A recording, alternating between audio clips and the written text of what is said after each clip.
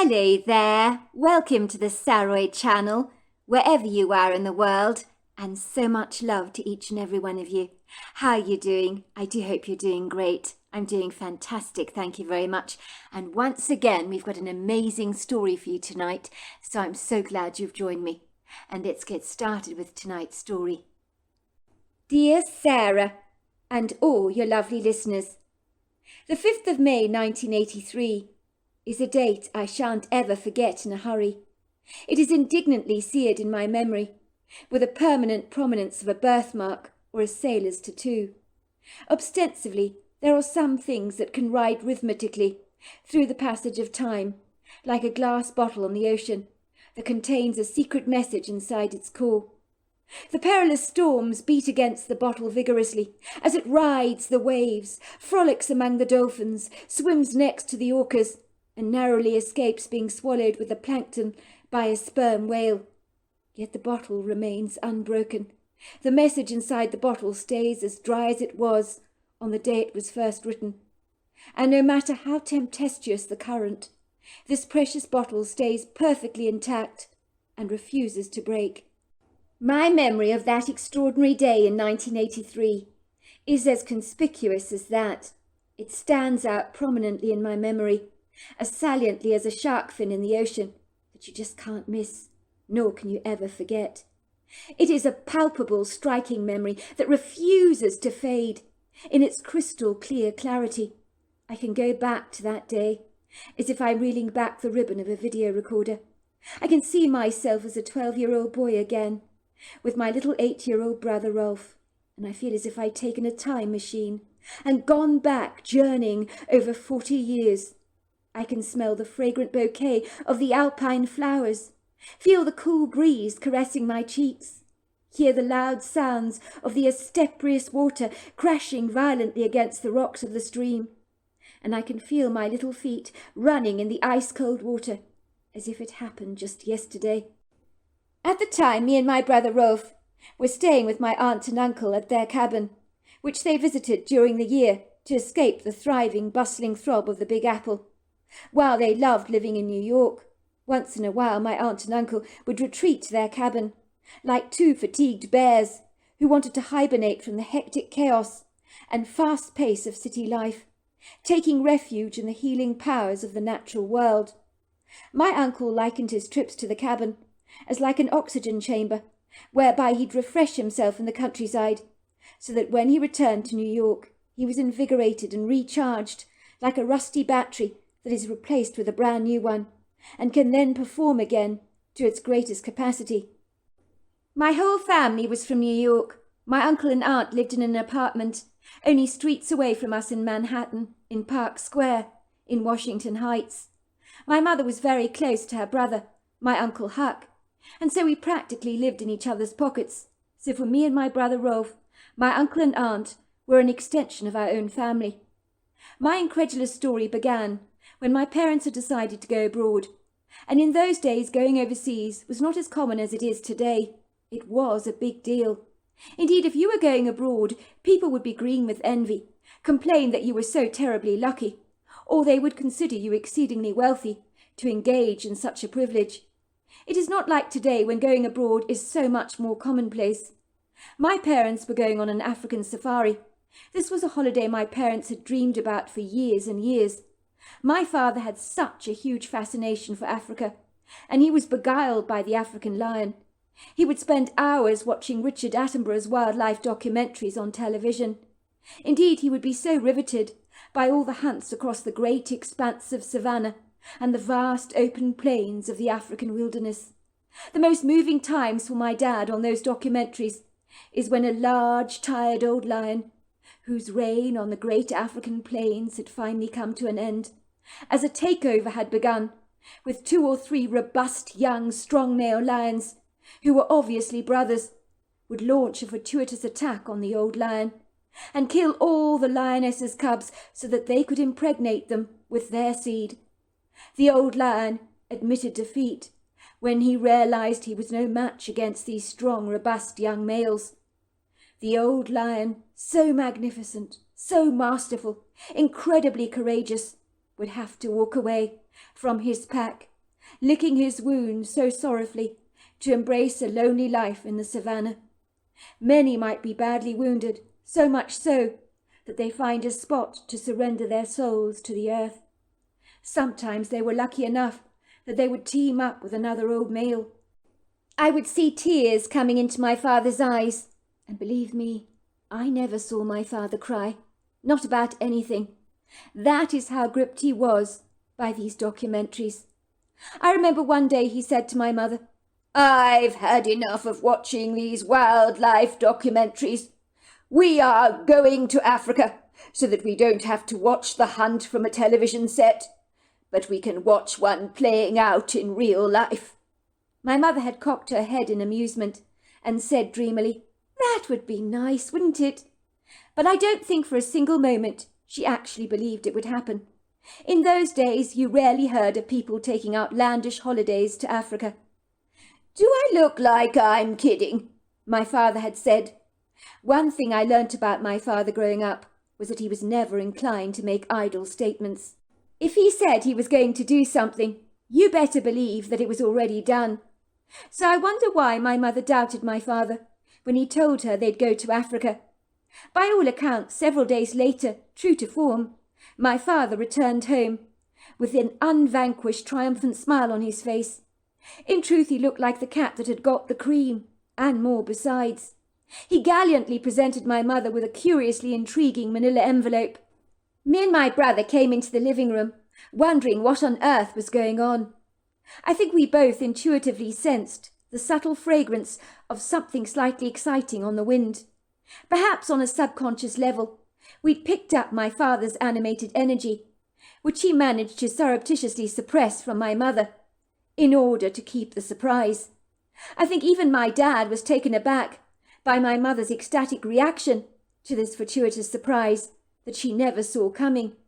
My mother took the manila envelope from my dad and said, "What is this?" She looked very intrigued. "Why don't you open it up and see for yourself?"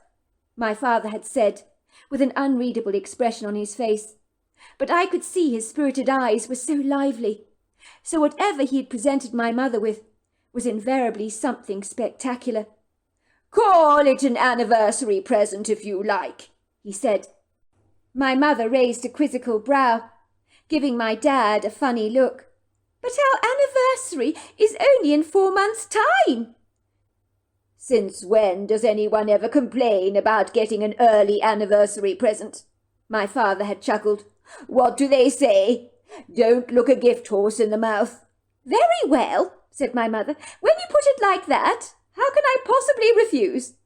With trembling fingers, she hurriedly opened the manila envelope, tearing back the seal, and then she slowed down, almost as if she was hesitant about seeing what was inside the envelope. Maybe she wanted to savour the moment. I couldn't be sure. She pulled out 3 squares of paper that looked like tickets of some kind, but it was hard to tell exactly what they were. "You didn't, did you?" she said. "You got us tickets for the ballet! Oh, my word, I love the ballet!" "They're not tickets for the ballet," my father said. "They're much better than that. Why don't you read what they say?" he said. My mother read the tickets and looked up at my father through wide, disbelieving eyes that grew larger and larger. "No, you're joking! Is this a wind-up? Is this for real?" she said, studying my father's face intently for any signs of trickery. My father's stoic face suddenly broke out into a grin so broad, I'm surprised it actually fit on his face. "Oh, my God!" said my mother. "Oh, my God!" She threw her arms up in the air like an oscillating octopus. The next thing she did was squealed with delight, flinging her arms around my dad, smothering him with thousands of kisses all over his cheek. I remember thinking, what the hell is going on here? My mother was a reserved person emotionally, so this outward unrestrained display of emotion was completely out of character for her. In truth, it was like seeing a timorous cat you own, hiding in the dark shadows, suddenly having a feisty altercation with a family dog. It was incongruous for mother to be that ebullient and bouncy like a beach ball. She was the kind of unassuming, demure woman that you would see in the street, who looked like nothing could ruffle her feathers, wearing the quintessential neat business suit, without a single hair out of place, who you might liken to a prim and proper school teacher or headmistress perhaps. But on this occasion, all my mother's reserved inhibitions had blown away in the wind like a dandelion seed. Me and my brother stood there confounded, and a tad bemused, as we watched my parents act like a couple of impassioned children. "Oh, thank you, sweetheart. This is incredible. I don't know what to say. I'm in awe." The two of them were jumping up and down on our living room floor, as if it was a trampoline, hugging each other effusively. My mother's eyes were ablaze with excitement. If you had been a fly on the wall watching this event unfold before you, you would likely perceive that this fortunate family must have won the state lottery. That's what I thought at the time. My father sometimes bet on the horses. Maybe he'd picked a winner, which would be a first for him. When my mother looked up at me and my brother, with her bright shiny eyes dancing with unbridled merriment, she said, "We're going to Africa! We're going to Africa! Your father's bought tickets! We're going to Africa!" Me and my brother falsely believed that we were included in this exciting once-in-a-lifetime adventure, gainfully joined in the ebullient enthusiasm, which was infectious like a deadly disease. We danced up and down for joy. I cannot remember a moment in my young life when I felt more thrilled. Oh my God! We were going to Africa! We were going to Africa! I cried out in delight, pumping the air briskly with my fists in a gesture of victory. Wait until I told the boys in my class at school. I'd be seeing lions, elephants, hippos, rhinos. Oh my God, it didn't get better than that. Everyone would be seething with jealousy. While they were sitting back in their seats at school, in their drudgerous classrooms, doing boringly dull math equations, I'd be riding an elephant in the African savannah, or floating up in the sky in a brightly coloured hot air balloon, or watching lions clandestinely stalking impala. I remember me and my brother were both as exuberant as my parents. We were going to Africa! It didn't get more exotic than that. But the flames of our frisky ebullience were cruelly tethered and severely subdued, as if they'd been hosed down with a fireman's extinguisher, when my mother turned around and said to us, "Sorry, Scott. Sorry, Ralph, but you're not coming with us. Me and your dad are going to Africa as a couple. I'm sorry if I gave you the impression that you were coming with us." You could have knocked all the air out of my sails. I felt like a punctured beach ball. My enthusiasm deflated. My effervescent hope rolled up like an ancient scroll that crumbled in your hands and fell apart, so that all that was left was dust. My mother, on seeing my sullen, somewhat morose, embittered, very subdued expression, said gingerly, "I'm so sorry, Scott. Really I am. I do wish you were coming with us, but it just can't be helped." It took me a while to absorb the grim reality of her mortifying words. "It's just me and your father going. We're going to Wanky Game Reserve in Rhodesia," she told us, which is now Zimbabwe, but back then it was known as Rhodesia. "We're going to the Victoria Falls, and then we're going to watch the Great Migration in Kenya. It's when vast herds of wildebeest migrate by the thousands to get to the long, lush green grass they can enjoy on the opposite side of the river. In order to get to these beautiful new grazing pastures, they have to take perilous risks. They're forced to jump right into the Zambezi River from the Kenya side of the water to the banks of the other side, which is Tanzania. And some of them are pulled down by crocodiles in the process, who drag them under the water at the first opportunity. Some might be attacked by a pack of lions, who congregate near the river bank to hunt for some easy pickings. Me and your father, we're going to see it all, close and personal, with our very own eyes. Oh my God, I am so excited," said my mother. "Don't you worry, Scott. We'll tell you all about our fabulous adventure. And for the record, we'll take lots and lots of pictures. You can show your school friends. Won't that be nice?" Nice? Was she kidding? Of course it wasn't nice. I was bitterly disappointed. I felt resentful towards my parents, very cheated. The gravity of the 3 words, "You're not coming, Scott," were like a large blow to the head. Who knew they could be the most shattering words I'd ever hear in my young life? I think I'd prefer it if someone had told me I was fat, ugly, or stupid. But these words, they broke me.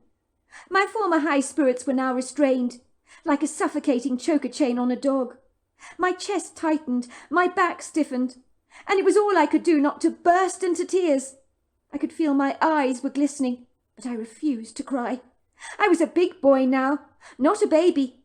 I bit my lip so hard that the blood spouted into my mouth, and I could taste the salty metallic taste on my tongue. Did my mother really think I'd be satisfied with photographs? I wanted to be there, in the heart of the action, in the thick of a rip-roaring adventure, watching the Great Migration myself, with my very own eyes. Why could me and my brother not come along? It was so unfair. "Why can't me and Ralph come with you?" I protested. "I love lions, Mummy, just like Daddy does. I really like them a lot. I want to see them in nature too." "Sweetheart, you're still very young. Too young to appreciate a holiday like this. When you're older, we can all go as a family to Africa together. Now, won't that be fabulous? But this time, me and your father, we're going alone.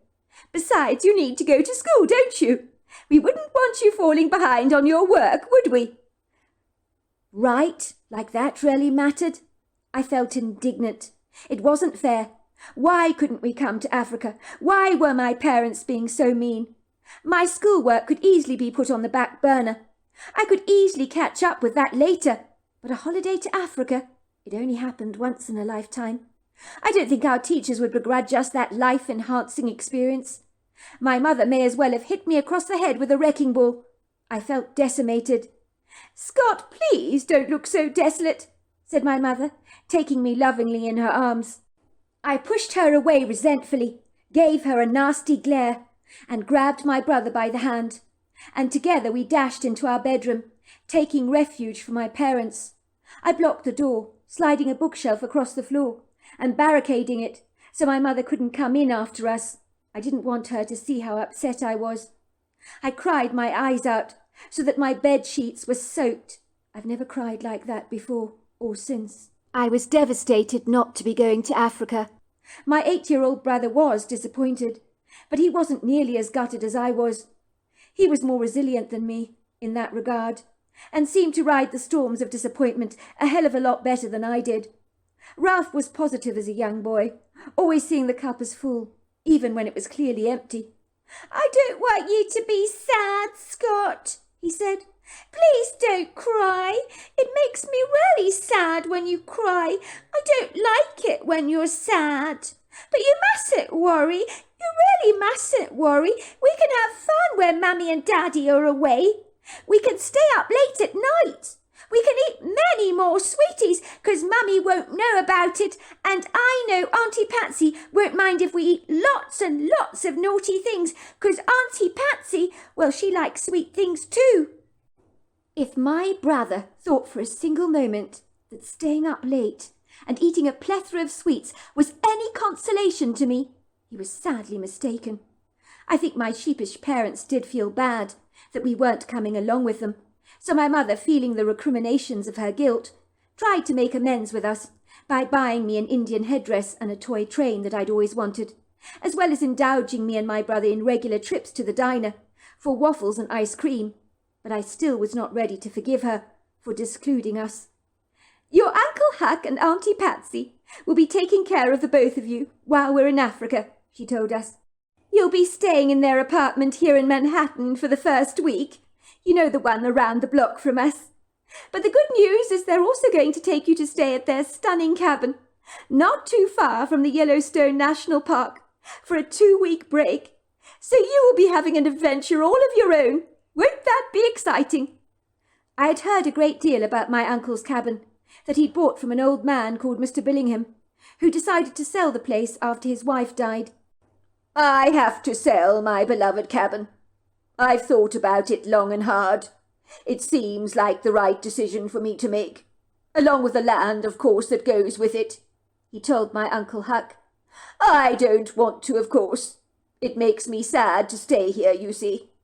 There are too many nostalgic, sentimental memories of magical times I had here, spent with my beloved wife Joy. Let's just say they are hauntingly evocative, disturbing, to say the least. They keep reminding me of my loss.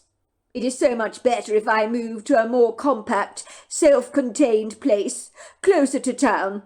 I'm getting too old to remain on the property anyway, and these days my stiff leg is playing up significantly."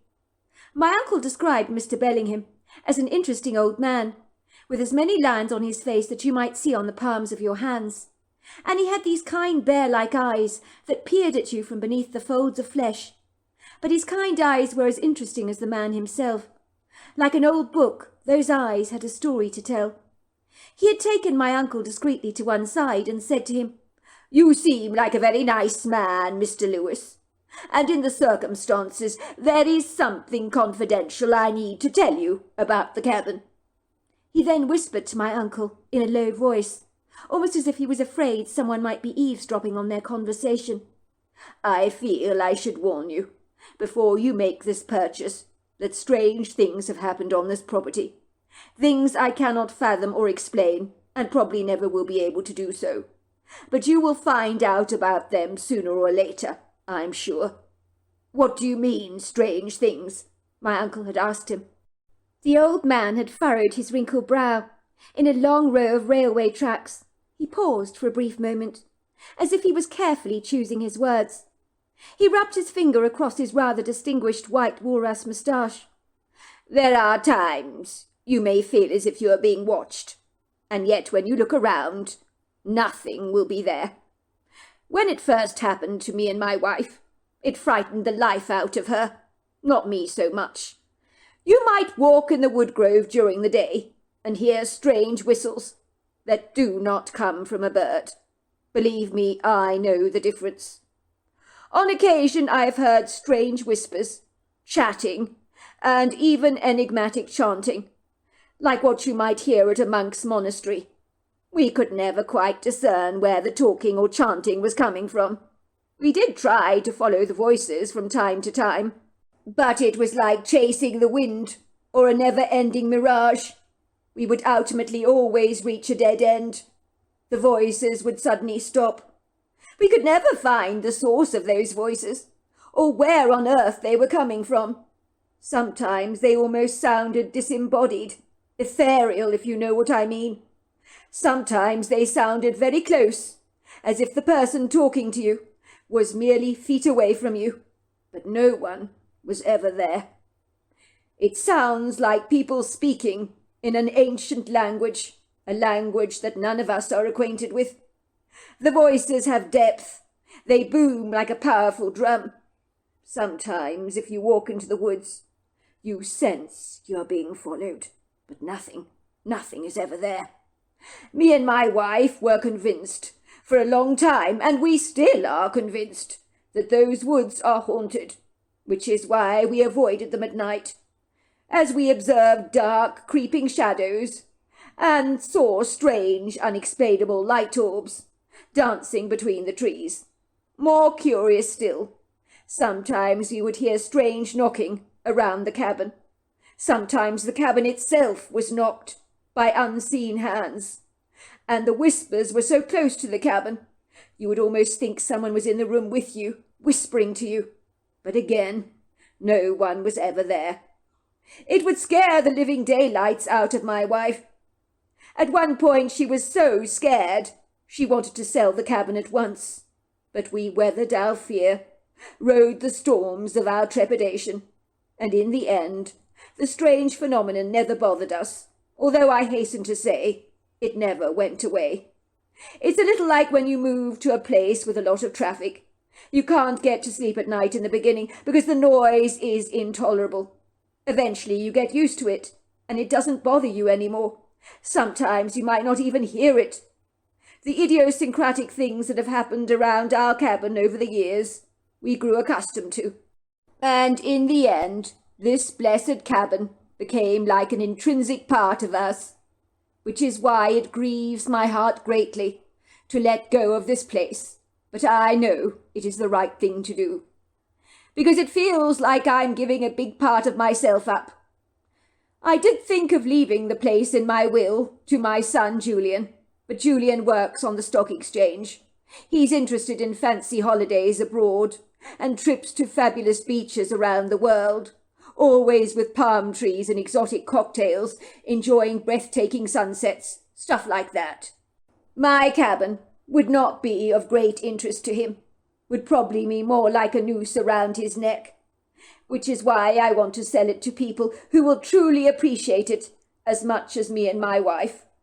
I think if Julian were to inherit the cabin, he would indiscriminately sell the place to any Tom, Dick or Harry, and I can't have that. This old cabin needs to be nurtured by people who love the place as much as me and my wife did. Mr. Lewis, I confidently get the very satisfactory feeling that you would take great care of this place. Oh, another thing I forgot to mention.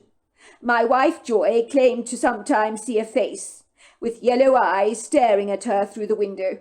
I never saw it myself, but she assured me she saw it. She thought she might be seeing an apparition of some kind. The face would go away quickly. She would doubt whether she'd seen it at all.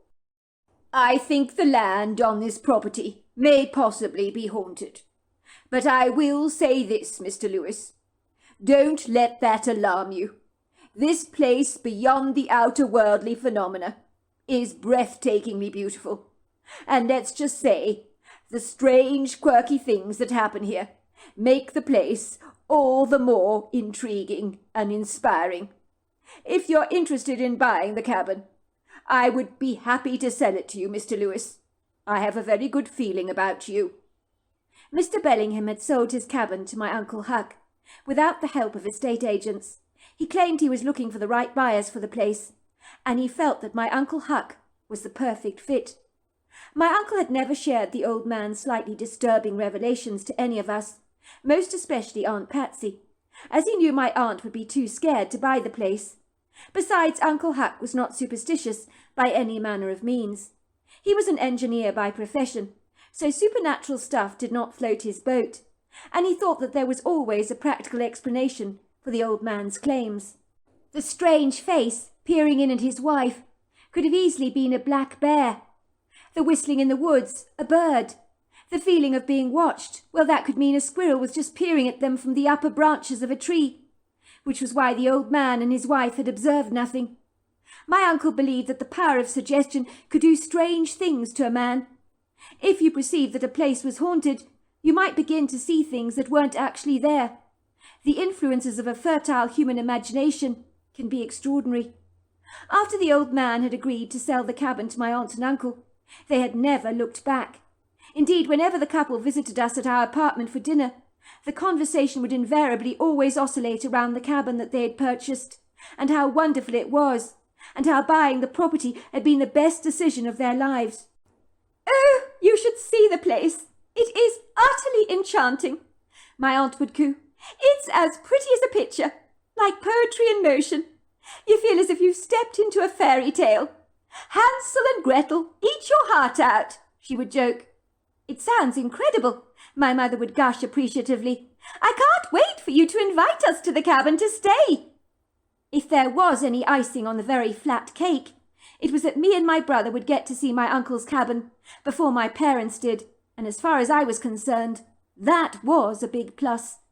Suffice to say, my parents' Africa adventure seemed a lot more appealing than spending a couple of weeks in the cabin with my aunt and uncle. They had taken malaria tablets and yellow fever shots to prepare them for their great escape. Little did I know that me and my brother would have an adventure all of our own. At the age of 12, I was passionate about reading Enid Blyton's famous 5 books and the Secret 7 series. I don't know if they're still popular today, because all I hear about now is Harry Potter books. When I was at school, people were addicted to Enid Blyton, which I think is so much better than Harry Potter. I envied those children in the book for being embroiled in the most exciting adventures, where they would catch villainous people and uncover smugglers on the docks, usually men with angry scars on their cheeks and vindictively evil dark eyes.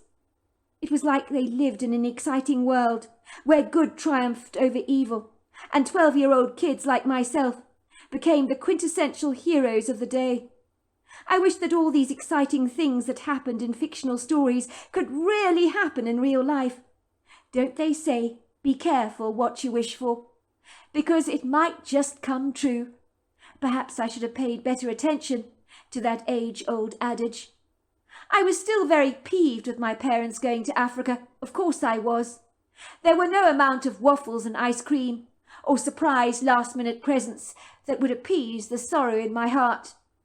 I even heard my mother saying to my dad, "Scott's not very happy, is he, with us going to Africa? I feel bad that the kids aren't coming with us. Maybe we should have brought them along after all." "Well, Scott's just going to have to get used to it, isn't he? This is our special holiday. Don't let your guilt ruin it for us. We'll take Scott and Ralph to Africa in a few years' time, when they're old enough to fully appreciate it. Besides, your brother Huck is taking them to stay at the cabin near Yellowstone National Park for a couple of weeks. I'm sure that will be very exciting for them." It would turn out that my father was not wrong, although at the time I was as mad as hell with him, and when my parents bid me and my brother farewell, I literally stormed off like a belligerent elephant. But my parents were so caught up in their excitement, they barely noticed my sulky mood. Let's just say the first week spent with my uncle and aunt in their Manhattan apartment, close to where we lived, was miserable, and I mean miserable. I was depressed and downcast, and it got significantly worse when my mother phoned us to tell us she had observed 2 incredible hunts on the African plains. "Oh, Scott, it is so wonderful to hear your voice. You can't believe what an amazing time we are having. Oh, it is wonderful. We watched these lions take down this impala. Oh, and the skillful techniques they employed to bring down their prey. It was mesmerizing to watch. Luckily, the impala didn't suffer at all. It was a quick, painless death." It was difficult to be happy for my mother when I was still very sorry for myself. If that wasn't bad enough, I remember it rained and rained the entire first week in Manhattan, as if the weather itself was commiserating with my cheerless mood. I couldn't look at a wildlife documentary without becoming green with envy, but my aunt and uncle told me to brace myself, because me and Ralph would have the time of our lives at their cabin. I hasten to say I was scathingly sceptical and doubtful that this was true. My uncle and aunt were probably exaggerating about how nice their cabin was. I always found adults would overplay things, so I was expecting to be rather disappointed. But disappointed I certainly was not. The cabin was situated not far from the Salmon Chalice National Forest in Gallatin County, which is in the county seat of Bozeman. It was a blissful, beautiful spring afternoon in 1983 when we arrived at the cabin in Uncle Huck's Land Rover Series 3. Even in my uncle's robust, fearless car, it wobbled and shook as it navigated some of the angry roads, wrinkled by cracks and grooves, littered with little rocks that pinged recklessly against the undercarriage of that rover. My uncle and aunt's gloriously enchanting cabin was parked in the middle of the undulating countryside, which was breathtakingly beautiful. The ground was covered in trillions of yellow flowers that I was told by my aunt and uncle were known as yellow bells. They literally carpeted the entire valley in their cheerful resplendence. Framing the furthest distance, I could see the sculptural billowing shapes of the mountains as they rose masterfully up into the cobalt blue cloudless sky like voluptuous overweight women covered in a scant sprinkling of snow. And then there were so many trees that fringed the western side of the valley, stretching out into an expansive grove. It was an eclectic mix of junipers, lodgepole pines, spruce, yellow birches, American beeches and maples. The rustic cabin was poetry. It really was. It was charming, but not very big. But it was spacious enough for all 4 of us. It was fitted with water tanks, wood-burning stoves, large open fireplaces, and we had to use profane gas to light up the lanterns at night. But the toilet and the shower were outside the cabin, in a separate building, which was incredibly inconvenient if you needed to answer a call of nature in the middle of the night, especially if you were rather intimidated by the dark. The moment me and my brother arrived at the cabin, I knew at once that we were going to have an adventure, but what would happen next I'd never have anticipated in my wildest dreams. It was stuff you read about in fictional novels, but you never ever expected to happen to you. So there we are. That's the end of part 1. Part 2 is tomorrow night, and please don't miss out on it because it is such an exciting story. So until next time, goodbye and good night.